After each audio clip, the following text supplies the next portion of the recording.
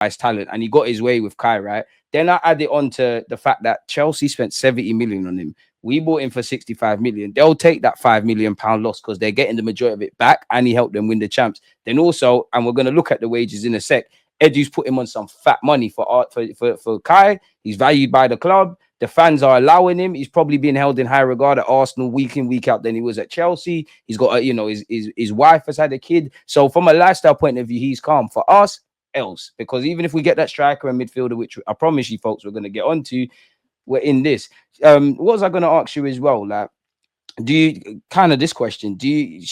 Brain tells us, said, Jess, do you believe Berta has some autonomy? I Or mean, do you just think he's singing from the same hymn sheet? no, I think that I just, there's no point in bringing in somebody like, he's not going to come in and just sit on his hands. I think there's nothing similar between Edu and Berta.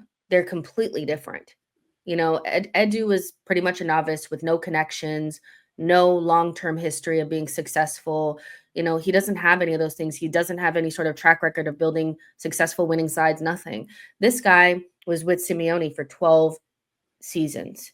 That is a long time to be with a strong personality. I don't think he's coming in to just do what Arteta wants. Early doors, we've already seen. Ornstein said it yesterday that Arsenal, he had been saying for months that Arsenal really weren't interested in Gyökeres. He had been saying that, guys, for months. That even when, because Arsenal fans kept bringing it up, there's no real links, there's no real links, there's no real links. That's not a player that Arteta would want. That's not a player that the club are looking at. He said that since Berta has come in, he's become a genuine option, is very high on the list. That in itself shows that this is somebody that's not just going to sit on his hands. He's gone from Gyokeres, not an option, to almost top of the list. He's been here for 5 minutes, so of course he has some autonomy. Bit like what you're saying here. There's a case that Arsenal striker search is being driven by different aspects of the club. This is by Gooner blog, aka The Athletic. While Mikel Arteta admires Isaac, which we all know is a myth, Andrea Berta is a fan of Viktor Gyökeres, and Edu's pre-existing department are working on Benjamin Sesko. Now, whether we like Sesko or not, we can all see why the club would be linked with Sesko. Young, release clause, yada yada yada. We can all see why Mikel Arteta and probably us Arsenal fans would love the impossible dream of Isaac. And then we can all likewise see with Gyokeres, like he's kind of win now mode. Do you have any concerns about Gyokeres?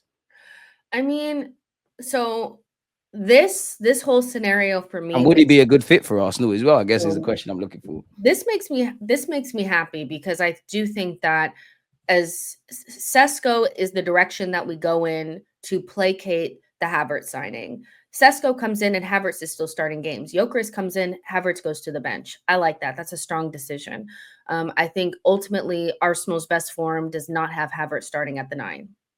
It just doesn't, so we'll be getting an actual striker. I was talking on my show about the Gyökeres situation, and that everything is a risk. So you don't know whether or not 100% if anybody's going to fail or do well or whatever.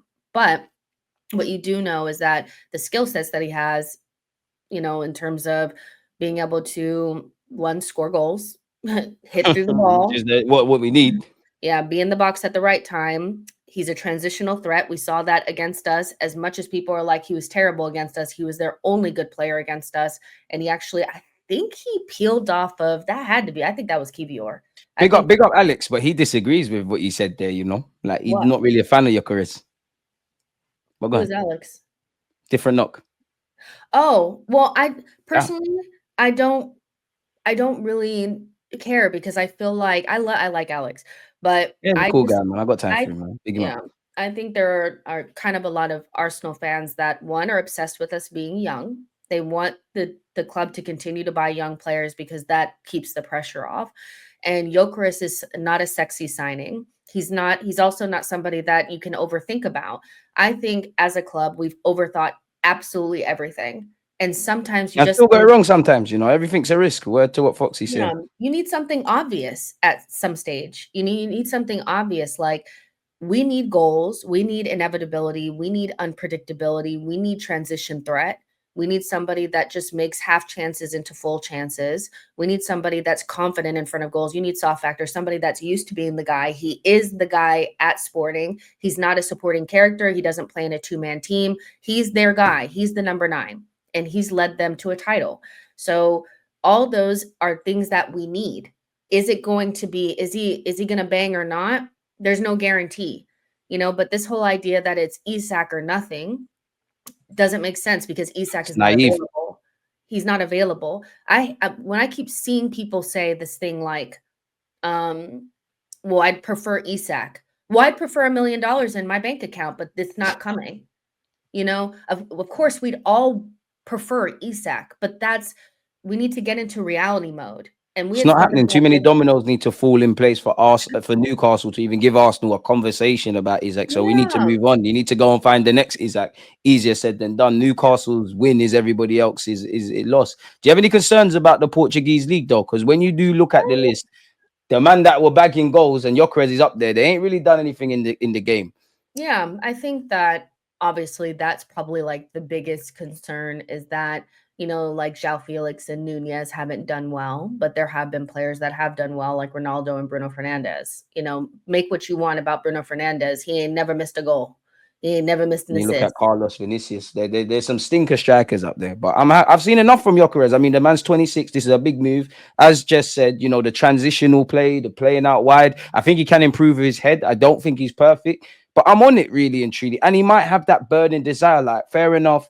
I had a successful time in England, but it was in the Championship. Fair enough. I'm doing my thing in the Champions League. As Jess said, he did well against us. We all know what he did against City. I want to show and prove people wrong. And there's a sense of urgency. And indirectly going back to Berta, it's a win now. Not win now, but you're here for now. It's not tomorrow you're going to be a decent striker. It's, are you on this now? Like, you've got Saka, you've got him. Get the left winger. We're laughing. Yeah, and I think that because we've gone so long without bringing in the striker, that you kind of have to go with what's the best option for you now. And there will be another Isak, type signing at some stage that we may be more readily available to go after in the future because we have a Gyokeres. I think it makes it, going for the younger player that we're not quite sure about, that kind of thing is kind of risky as your number 1 striker. And that's probably why we didn't go after him, because at that stage, Isak was like 22. He had like 4 goals in La Liga. But when you already have the guy, if you already have a Gyokeres, you could bring in a John Duran type of player. I think we just need to get a 9 through the door. Did you get Sesko as well? I mean, as like Gyökeres and Sesko, you're right now striker, your development striker. I would love to do that. I just think that we have too many other things to do that this summer. 1 striker will probably be all we can get done. And then moving forward into the next summer, you can look to maybe move on a Havertz and a Jesus and then bring on your John Duran. We need our Ollie Watkins first. That's what I'm saying. And it's not sexy, but it's way more effective than what we got.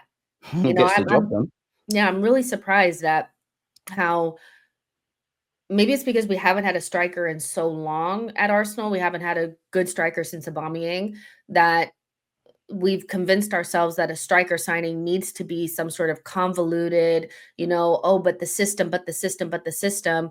It's nobody plays our system.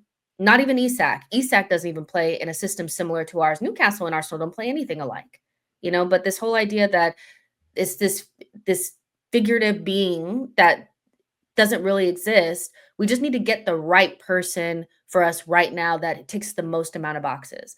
And they all present a risk. Yeah, they need to be available, a number 9, knows how to score goals. And Gyokeres is not bad in the assist department, by the way. He's not somebody that cannot create, that cannot do other things, So I'm very surprised that the touch the thing on the screen. Touch the screen. Touch on this thing on the screen. Oh, this is it going to be a big thing? Oh, I was like, hello. Yeah, you're moving crazy. But yeah, I'm surprised at how many people are turning their nose up at somebody with the numbers that he has. But like Matt G said, people are so convinced on Isak that they think that everybody else is a bum. It's going to be a big one summer, and we are very excited about it. I mean, for somebody like Mikel, who I think completely shut out Edu this past summer, so much so that they were at a deadlock and we didn't get anything done, it will probably be excited about somebody that is And he going mentioned to, depth and certain qualities to go to the next step as well.